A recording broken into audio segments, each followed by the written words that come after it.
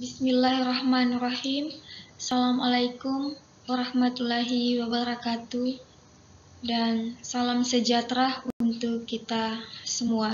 Semoga pada siang hari ini teman-teman selalu dalam keadaan sehat dan senantiasa selalu pula dalam lindungan Tuhan Yang Maha Esa. Baiklah teman-teman, pada siang hari ini saya akan menjelaskan lanjutan materi tentang tanggung jawab.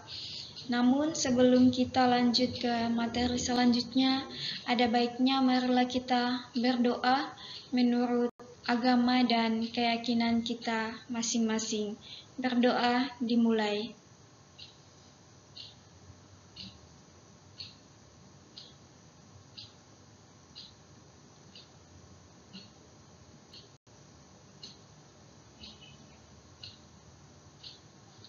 Selesai.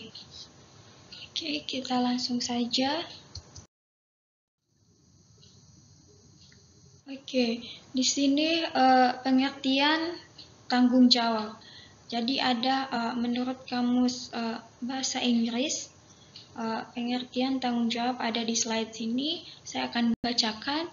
Jadi responsibility is having the character of a free moral agent capable of determining one's own act, capable of deterred by consideration of sanction or consequences. Jadi makna dari pengertian tanggung jawab dalam bahasa Inggris ini mempunyai dua makna. Makna yang pertama adalah harus ada kesanggupan untuk menetapkan sikap terhadap sesuatu perbuatan. Kemudian makna yang kedua, harus ada kesanggupan untuk memikul resiko dari sesuatu perbuatan. Oke, kita lanjut ke slide berikutnya.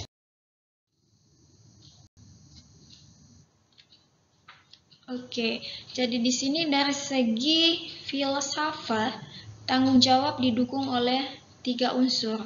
Unsur yang pertama adalah kesadaran, unsur yang kedua kecintaan, dan unsur yang ketiga itu adalah keberanian.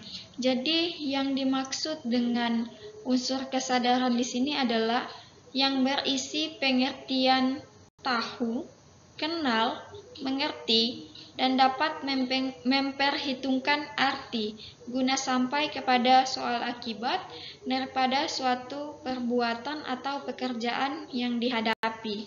Jadi seseorang baru dapat dimintai tanggung jawab bila ia sadar tentang apa yang diperbuatnya. Oke, lanjut pada poin yang kedua, yaitu kecintaan. Maksudnya di sini adalah cinta suka menimbulkan kepatuhan. Betul ya teman-teman, kalau cinta itu memang suka menimbulkan kepatuhan, kemudian kerelaan, dan juga menimbulkan yang namanya kesedihan untuk berkorban atau melakukan sesuatu. Contohnya cinta kepada Tuhan Yang Maha Esa, cinta kepada keluarga, cinta kepada tanah air. Oke. Kemudian kita lanjut kepada poin yang ketiga, yaitu keberanian.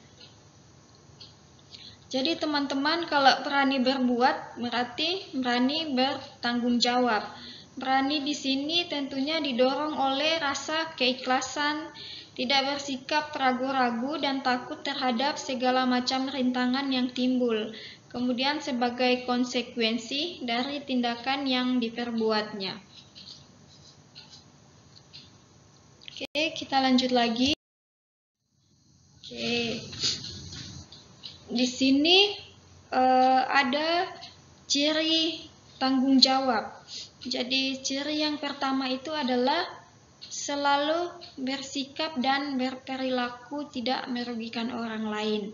Kemudian ciri yang kedua, mempunyai kebiasaan mengontrol diri dalam setiap tindakan. Yang ketiga, berhati-hati dalam memutuskan dan melakukan sesuatu. Kemudian yang keempat, mempunyai sikap rela berkorban. Yang kelima, dapat mengendalikan diri. Yang keenam, selalu berperilaku sesuai dengan norma yang berlaku. Jadi itulah keenam ciri tanggung jawab. Oke, kita lanjut lagi ke slide berikutnya. Oke, di sini ada karakteristik sebagai orang yang bertanggung jawab. Oke, karakteristik yang pertama itu adalah melakukan atau melaksanakan panggilan tugas. Kemudian yang kedua, mampu membedakan yang benar dan yang salah. Yang ketiga, mengambil pendirian tentang apa yang terjadi. Yang keempat, tidak melihat apa yang akan dikatakan orang, tetapi hanya apa yang dianggap benar. Jadi kalau poin yang keempat itu dia kayak masa bodoh ya, tidak peduli dengan perkataan oleh orang lain. Oke, yang kelima, melakukan hal yang benar bahkan ketika tidak ada yang menonton atau yang melihatnya.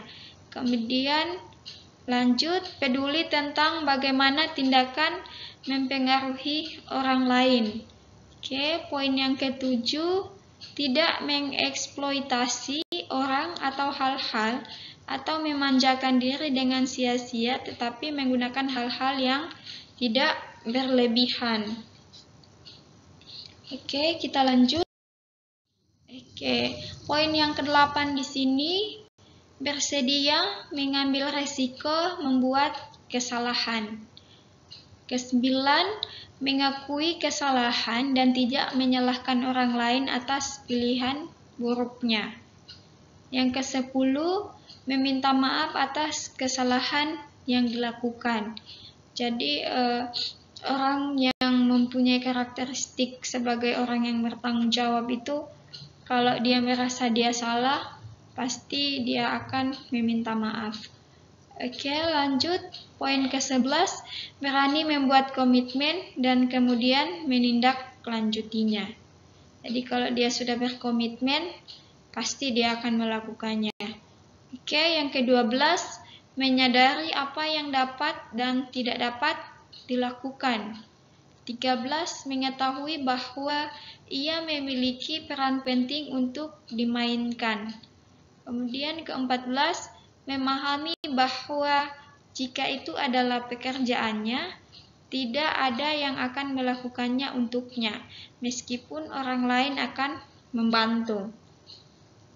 Kemudian yang terakhir ini adalah bersikap jujur dengan diri sendiri. Jadi jangan melakukan khayalan diri sendiri. Oke, lanjut ke slide berikutnya. Oke, di sini ada tentang dampak tanggung jawab. Jadi dampak positif atau keuntungan yang dapat kita peroleh sebagai orang yang bertanggung jawab antara lain sebagai berikut. Menggapai rasa pencapaian. Jadi salah satu perasaan paling memberdayakan yang bisa kita dapatkan adalah mengetahui bahwa kita telah mendapatkan sesuatu yang membutuhkan upaya dan tanggung jawab yang luar biasa untuk mencapainya. Jadi perasaan ini bahkan tidak dapat digambarkan dengan kata-kata. Itu hanya sesuatu yang harus dialami. Setelah sepenuhnya dirasakan, pastinya respon emosional ini bisa membuat ketagihan dan dorongan kuat untuk menaklukkan apapun yang kita tetap lakukan. Oke, dampak yang kedua yaitu pertumbuhan sejati akhirnya dimulai dan pengalaman baru muncul.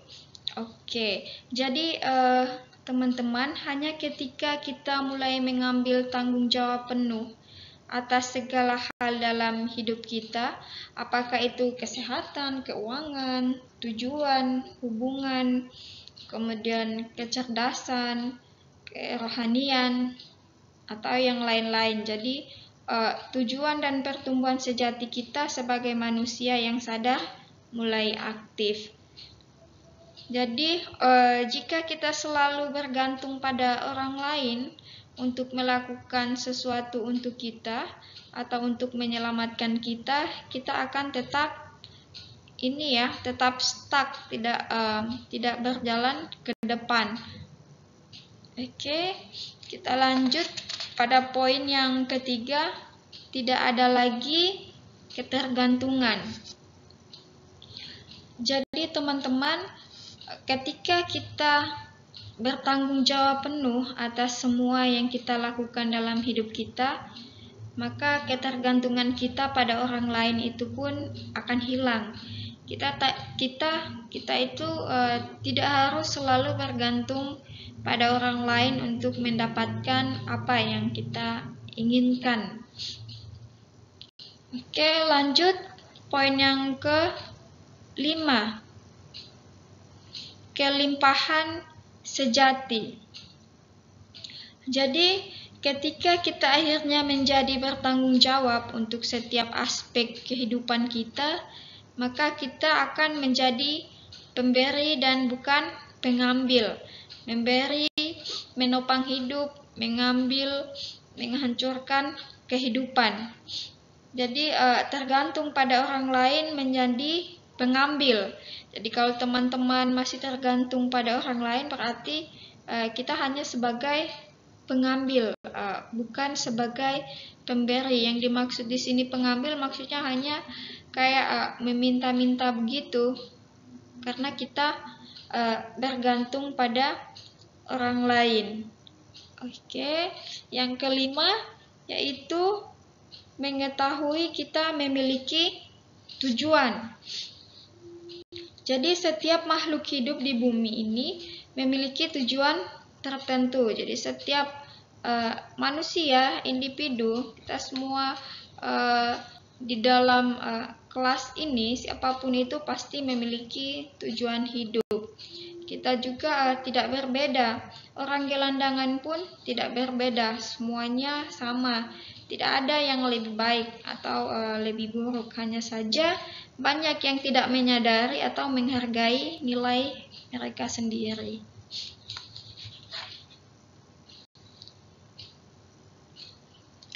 Oke, kita lanjut lagi. Oke, di sini ada contoh tanggung jawab. Jadi saya menuliskannya ada 3 ya.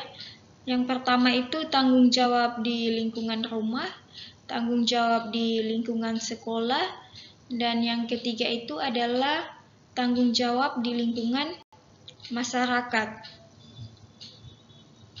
Jadi untuk poin yang pertama, tanggung jawab di lingkungan rumah, contohnya seperti seorang ayah bertanggung jawab untuk menafkahi keluarganya agar senantiasa berkecukupan dalam memenuhi kebutuhan hidup semua anggota keluarganya.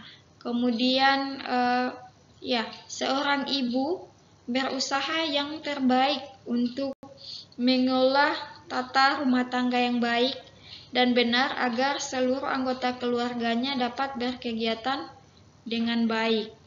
Kemudian kalau anak-anak yang selalu berusaha melakukan tanggung jawabnya untuk belajar dengan bersungguh-sungguh agar dapat berbakti pada orang tuanya. Jadi itulah 3 contoh tanggung jawab di lingkungan rumah. Jadi ada tanggung jawab ibu, tanggung jawab ayah, dan tentunya tanggung jawab anak-anak.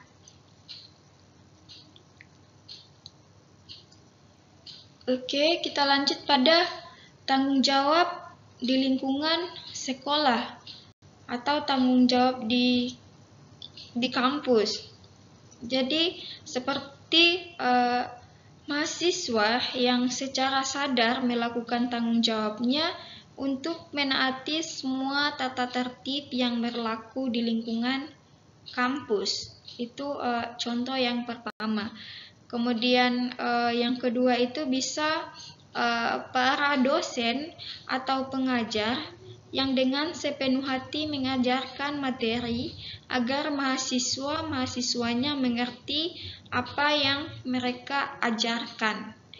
Kemudian contoh yang ketiga, para mahasiswa yang melaksanakan kewajiban belajar di dalam kelas seharusnya itu selalu menghormati setiap dosen atau pengajar yang melaksanakan pembelajaran di dalam kelas. Oke, itulah ketiga contoh tentang tanggung jawab di lingkungan sekolah atau di lingkungan kampus. Kemudian kita lanjut kepada tanggung jawab di lingkungan masyarakat. Contohnya itu kayak bapak-bapak yang siskamling. Siskamling itu singkatan ya, siskamling itu adalah sistem keamanan lingkungan yang melakukan ronda setiap malam untuk menjaga keamanan lingkungan. Oke. Kemudian contoh yang kedua yaitu anggota masyarakat yang dengan sepenuh hati melakukan kerja bakti untuk membersihkan lingkungan sekitar.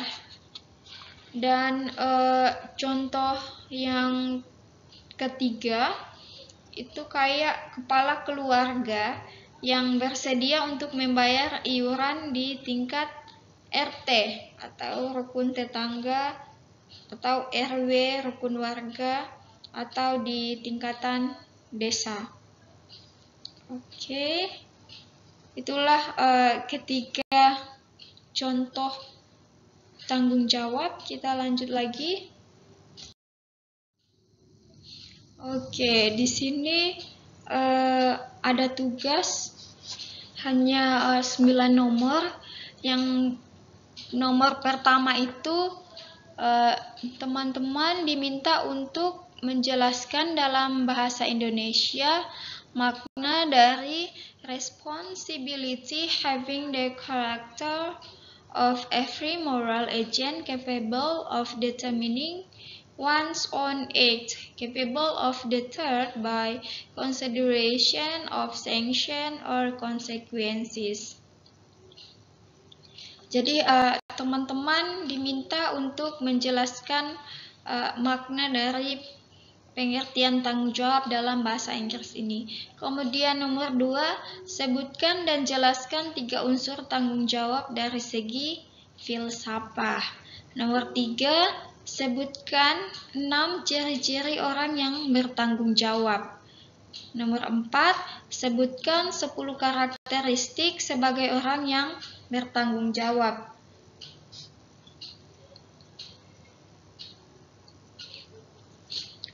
Oke, kemudian nomor 5, sebutkan dan jelaskan 5 dampak positif atau keuntungan yang dapat kita peroleh sebagai orang yang bertanggung jawab. Nomor 6, sebutkan dan jelaskan 3 contoh tanggung jawab yang kamu lakukan di lingkungan rumah. Yang ketujuh, sebutkan dan jelaskan 3 contoh tanggung jawab yang kamu lakukan di lingkungan kampusmu. Kemudian nomor 8, sebutkan dan jelaskan 3 contoh tanggung jawab yang kamu lakukan di lingkungan masyarakat. Dan yang ke-9, apa arti penting karakter tanggung jawab bagi teman-teman? Oke, itulah penjelasan saya tentang materi tanggung jawab.